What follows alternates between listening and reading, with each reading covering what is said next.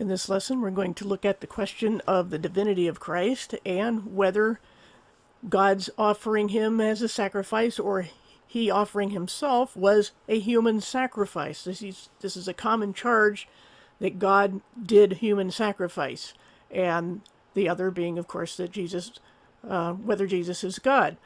Now let's look at Genesis 22, 2 through 18, where it says, God said to Abraham, "Take your son, your only son whom you love, Isaac, and go to the region of Moriah. Sacrifice him there as a burnt offering on a mountain I will show you." And that's where people stop. They don't read the rest. Now, we've got details here about what he did. He took his son, his servants, firewood, and then after 3 days' journey, as you can see in verse 4, Abraham saw the place where he was supposed to go, and he told his servants to stay there. Okay, now, then he said, "We're going to go worship and come back to you." And he set everything up, and Abraham said, "God will provide the lamb for the burnt offering." And they went on together some more, and they reached the place, and then he put Isaac on the altar, and he reached out his hand and took the knife to slay his son, but this is where the part nobody wants to read. The angel of the Lord called out to him from heaven, "Abraham, Abraham, here I am." He said, "Do not lay a hand on the boy. Don't do anything to him. Now I know that you fear God, because you have not withheld from me your son, your only son." Did a sacrifice take place? No, it did not. And I don't think I remember to include it look at the New Testament in Hebrews, where it says that Abraham knew, in even attempting this, that God was capable of raising the dead. That's why he even tried it. He believed that God would raise his son because God made promises to him. So, then God provided an actual lamb for this sacrifice, and said, the angel of the Lord said, "I swear by myself, declares the Lord, that because you have done this and not withheld your son, your only son, I will bless you, make your descendants as numerous as the stars in the sky and the sand on the seashore." So, all the nations of the earth will be blessed because you have obeyed me. No sacrifice took place, but it was very highly symbolic of what God himself would do. God would provide the sacrifice, as Abraham told Isaac. That's what this was all about, symbolizing what would be done in the future. Now let's look at Isaiah 9:6 about the deity of Christ. For to us a child is born, to us a son is given, and the government will be on his shoulders, and he will be called, this child, the Son, Wonderful Counselor, Mighty God, Everlasting Father, Prince of Peace. Now let's look at the New Testament. This is a quotation in Matthew 22:44. Jesus is quoting the Old Testament and applies it to himself. He says, "The Master or Lord said to my Master or Lord, 'Sit down at my right until I put your enemies beneath your feet.' The Lord said to my Lord, the Master said to my Master." Jesus used, if you look at the context there, used that to show that the Messiah was something much more than an ordinary person, even a human. John 1:1. "In the beginning was the Word, and the Word resided with God, and the Word was God." The Word became flesh, in 14. "The Word became flesh and made his home among us, and we observed his majesty, the majesty or glory of the unique one who is with the Father, full of favor and truth." In the beginning was the Word. The Word was God. The Word became flesh. And that chapter goes on to explain that this Word is someone that they could touch, someone they could see, someone John himself would later watch die and then see rise again. This is all talking about Jesus without any doubt. John 5:18. "This made the Judeans all the more determined to kill him, Jesus, since he not only violated the Sabbath, but also called God his Father, making himself the same as God." John 8:58, Jesus replied, "Very truly I tell you, before Abraham was born, I am." So much for anyone claiming Jesus never claimed to be God. Everybody, friendly and hostile, understood him to be making that claim. That's why they wanted him dead. John 10:15, "Just as the Father knows me and I know him, so I lay down my life for the sheep." Back to the human sacrifice question. Who is laying down his life? Is it imposed upon him? Is he being sacrificed against his will? No. I lay down my life for the sheep, Jesus said. He says, I have other sheep not of this pen. I must lead them as well. They will recognize my voice. Then there will be one flock, one shepherd. Therefore the Father loves me because I lay down my life in order to take it up again. John 17:5, and now, Father, honor me along with yourself with the honor I had along with you before the world was made. How can anyone say that Jesus is not eternal? Before the world was made, John 20:28, doubting Thomas says to him, my Lord, my Master, and my God. Nobody rebuked him for saying that. Whereas, in contrast, you can read in Revelation where on occasion the Apostle John falls down to worship at the feet of the angel, showing him these visions, and the angel said, don't do it. Worship God. So only God is to be worshipped. And in here, nobody, in John 20:28, in the upper room behind locked doors, out of fear of the Jews, there was Jesus, and Thomas said, my Lord and my God, and no one rebuked him. Philippians 2:6, he, Jesus, did not jealously cling to being in the form of God. So he had something to set aside for a time, but emptied himself and took on the form of a slave, becoming human. There we have, as clear as it can possibly be stated, that God took on human flesh for a time. This was also stated in John 1:1. The Word was God, and then later in that chapter that the Word became flesh. This is the same thing in Philippians 2:6.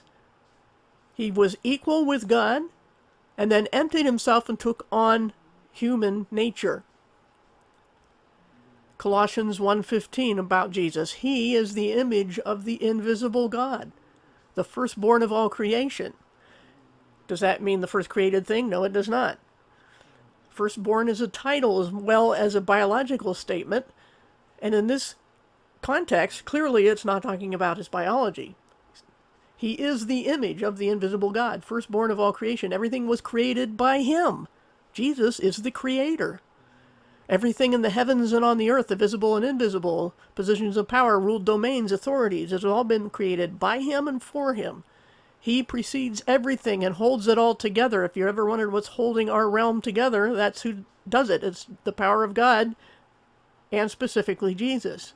He is the head of the body, which is the congregation, what is typically called the church, and the ruling firstborn from among the dead. There we have the definition right there in the text of what firstborn means.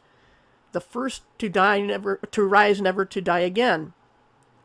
He is first in every way, for it is in him that the entirety of God was pleased to live, so that by means of him everyone in heaven and earth could be reconciled to himself, making peace by means of his blood on the cross. So we have some parts of the Bible that speak of Jesus' humanity, his being subservient to the Father as a human, and other parts saying he is absolutely God, he's the creator, he holds the world together.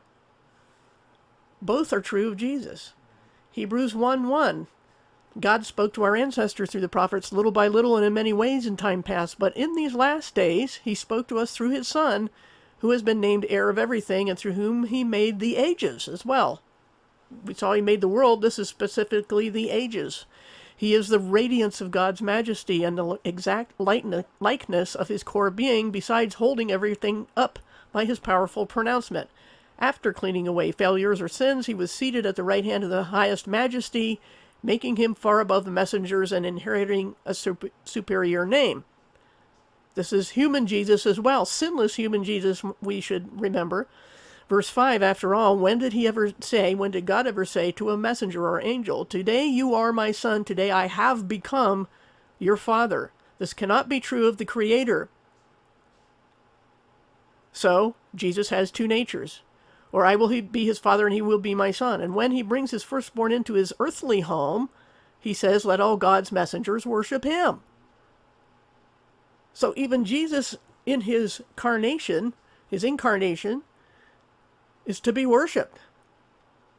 In fact, verse 17, about the messengers or angels, he says he makes his messengers spirits and his officers flames of fire. But, verse 8, About the Son, in contrast, God, your throne is eternal and the scepter of your kingdom is righteousness. Verse 8 again, but about the Son, God, your throne is eternal and the scepter of your kingdom is righteousness. You loved justice and hated lawlessness, and for that reason, your God, your God, anointed you with the oil of great joy far beyond your peers. You laid down the foundations of the earth in the beginning, Master, and the heavens are the works of your hands.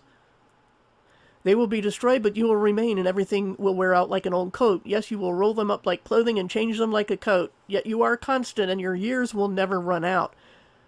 Again, we see that Jesus is both God and human. Hebrews 9:15, for this reason, he, Jesus, is the mediator of a new unilateral contract or covenant. By means of his death, he released us from our having crossed the line under the first contract. Who was under the first contract? The Jews. So that those who were invited could receive their eternal inheritance. For where there is a legal will, verse 16, there must be the death of the one who made it. A will is not in force until the one who made it dies. It's powerless while they live. This is why the first contract had to be dedicated with blood. You see what's going on here? Who made the first covenant or contract with Israel? God did. Who had to die to enact the new covenant? God. Because God is the testator. God is the one who made the will. God's death had to be proved. Who died? Jesus did. Therefore, the inescapable conclusion is that Jesus is God. No one else could enact the new covenant. In fact, at the Last Supper, he said, "This is my blood of the new covenant." He signed the new covenant in his blood. That's what the cup symbolized. It was not literally his blood. He was still sitting there in his mortal body. His blood had not yet been shed. So much for people saying he was actually having them drink blood. No, Christianity is not a blood cult. It is not a human sacrifice cult. It is God himself becoming human as well and dying for us and rising again in a new immortal body. So much for zombie Jesus charges. Zombies have rotting flesh. Jesus did not. His flesh never rotted. We have that in the Psalms. Your Holy One, you will not allow the body of your Holy One to see decay. So, the point here in Hebrews 9 is that only God could enact the new covenant only by dying, and Jesus died, therefore Jesus is God. Revelation 22:13, I am the Alpha and Omega. Where have you heard those terms before? God himself uses them for himself. And here's Jesus speaking. I am the Alpha and the Omega, the first and the last, the start and the finish. I, Jesus, sent my messenger to give you this testimony to the congregations. I am the root and family of David, the shining morning star.